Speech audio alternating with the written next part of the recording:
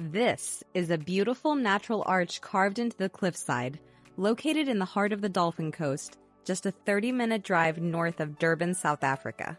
And there is something pretty unique about this beach that I hadn't seen before, but I'll get to that a bit later. In this video, we are going to be checking out some of the highest rated beaches in the area to see if they live up to the expectations. Growing up on the east coast of the United States, we have been fortunate enough to visit quite a few Atlantic beaches over the years. And last year, we had the opportunity to finally get into the Pacific Ocean when we took a trip out to California. But no one ever talks about how absolutely frigid the Pacific Ocean is. We barely got our feet wet before turning around. Nope. The average water temp in the summer near San Francisco only gets to around 56 degrees. I'd prefer not to have to take an Arctic plunge every time I go swimming. Even down in Los Angeles, which is known for the perfect weather, the water temperature only gets to around 66 degrees. But back to the East Coast, we live just a few hours away from Virginia Beach, which has a summer water temp of around 80 degrees. So when we saw a Virginia Beach, South Africa, we were pretty intrigued. But we never made it there, so let us know how it is in the comments. It would have made for a pretty cool transition if we had stopped here, but instead, we are starting off up in Umhlanga. I went over Umhlanga in the last video a bit, but I didn't get to show the beach, and it's definitely worth seeing. If you don't mind a little walk, it was pretty easy to find parking down at the end of the boardwalk at the Durban View Park. Technically, there are a few different beaches that are on the coast here, but they all blend nicely together as one, so I'm going to keep it simple and just call it Umhlanga Beach. We had an absolutely perfect day to go for a walk on the beach. The sun was out, the sky was a beautiful blue, and the temperature was around 75 degrees with a nice soft breeze. It's about a half-mile walk from the parking lot to the pier along the well-maintained boardwalk. This end seems to be the quieter end of the boardwalk. We only passed a few hotels before reaching the lighthouse. The lighthouse was built in 1954, and construction took just 4 days and 19 hours. That has to be some kind of record. That's so fast. It stands 21 meters above the beach and casts its light up to 24 nautical miles.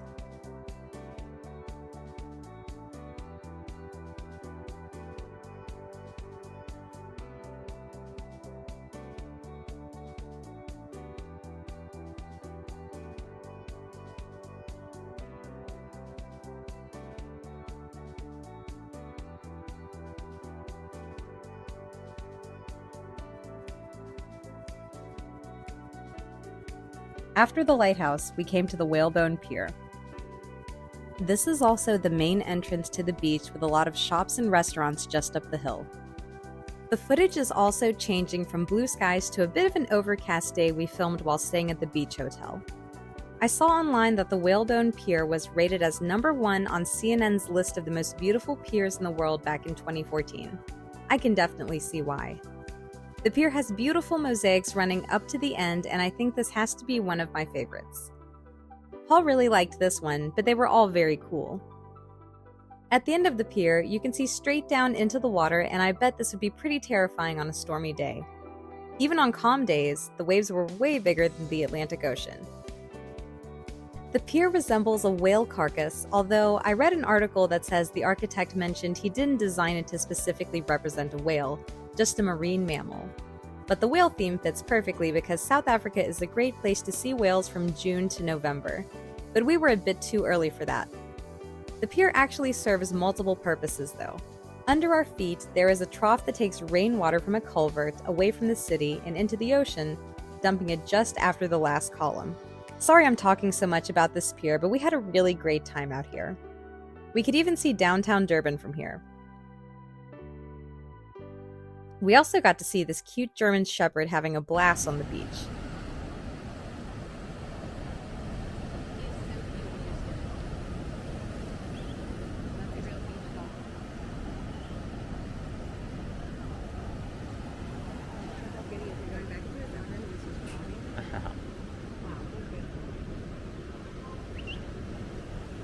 But I'll move on now. On the other side of the pier is the Granny's Pool. It was a nice shallow pool that has a small wall shooting out into the ocean at an angle to break the waves. All along the boardwalk were nice areas to sit and enjoy the view. We passed by a street vendor before seeing Humphrey the dog. He has raised over R1,000,000 for the SPCA. And then we came to the main beach. There's a lifeguard station here, so a great place to get in the water. And this is where our favorite breakfast spot of the trip is. We talked about Belazar in our hotel tour video as well, but it's hard to beat excellent food with the best view. One of our waiters actually studied in San Francisco, so we had a great conversation about that. The owner was present every time we ate here, and he came over to talk to us as well. All of the waitstaff were super friendly. I just can't recommend it enough. But moving on, we walked a bit further up the boardwalk, and of course my favorite bird was pecking around.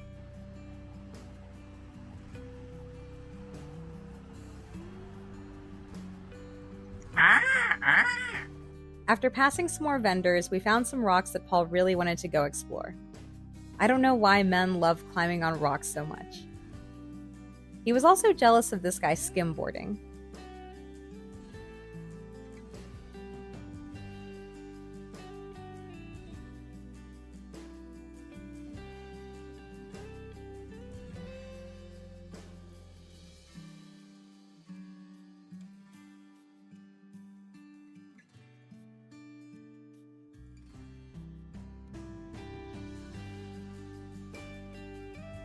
The boardwalk continues all the way up to the nature preserve, but we had to grab the car and pick up the family to go explore that next.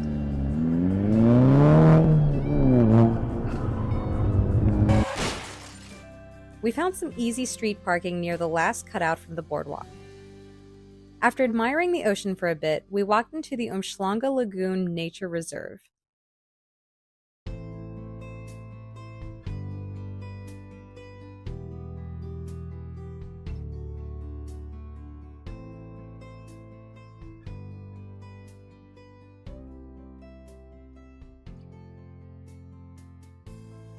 There's a nice raised walkway cutting through the marsh that seems so new.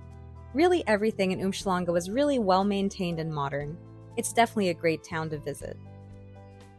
We saw a review saying to make sure to wear mosquito repellent, but we visited the lagoon in March, which is early autumn in the southern hemisphere, so mosquitoes weren't an issue at all.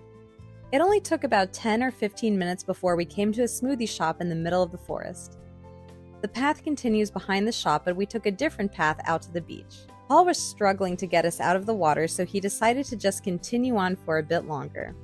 But it only took a few hundred yards before stumbling across a clearing in the forest. This is the reason why he wanted us to go to the lagoon.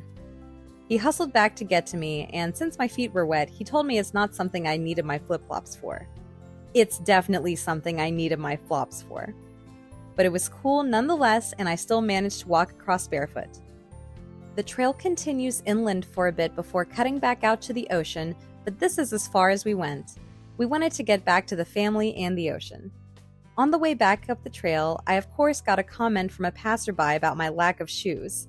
He definitely thought I was strange. When we got back to the beach, I washed my feet off and got hit by a rogue wave before walking back to the car. Umhlanga Beach blew every expectation out of the water. It feels like a nice, laid-back, family-friendly beach that was one of the many highlights of the trip. The next beach is a 30-minute drive north to the coastal town of Ballito.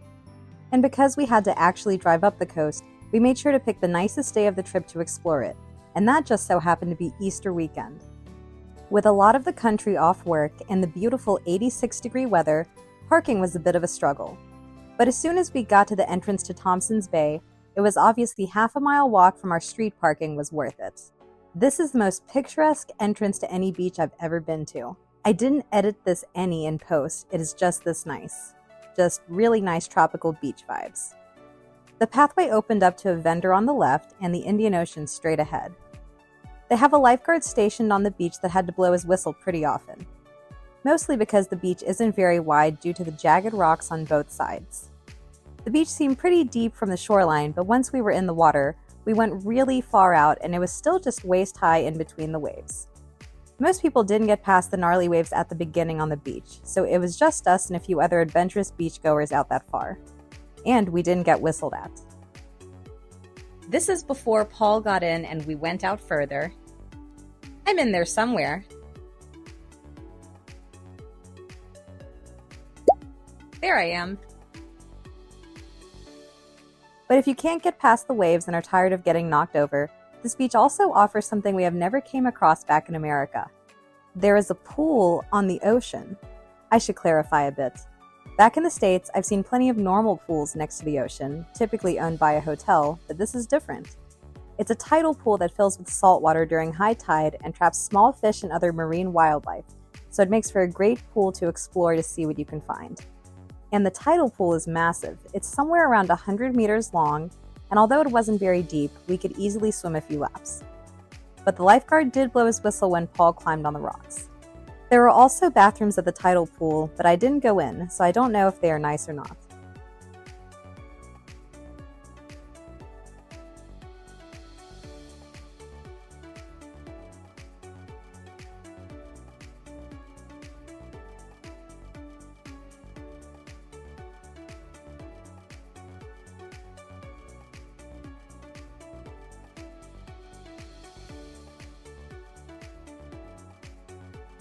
On the far side of the tidal pool is what Paul and I came to see. This is the hole in the wall. It's an arch carved into the rock wall and has a narrow concrete walkway leading out to the other side of the beach. This was extremely popular, and we weren't able to get a really good clean shot of it, but that's to be expected on a holiday. The walkway is just wide enough for one direction of travel, so once it was our turn, Paul led the line through the arch and out to a much quieter beach. I was a bit nervous as I don't have the best balance, but I handled it just fine, so can you.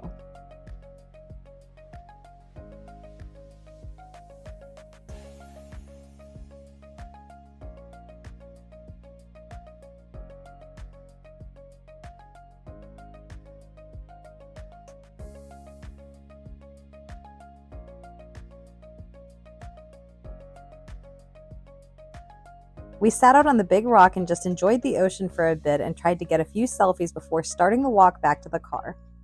Spending a day at a beach is one of my favorite activities in life, and Thompson's Beach has to be in my top 5 best beaches. It's one of the most unique beaches I've ever been to. Make sure to leave a comment on what your favorite beach is, or if you think we should have visited a different beach along the coast. It means so much to us that so many people reached out on our last video to leave a recommendation or comment, and thank you so much for watching. We'll see you in the next one.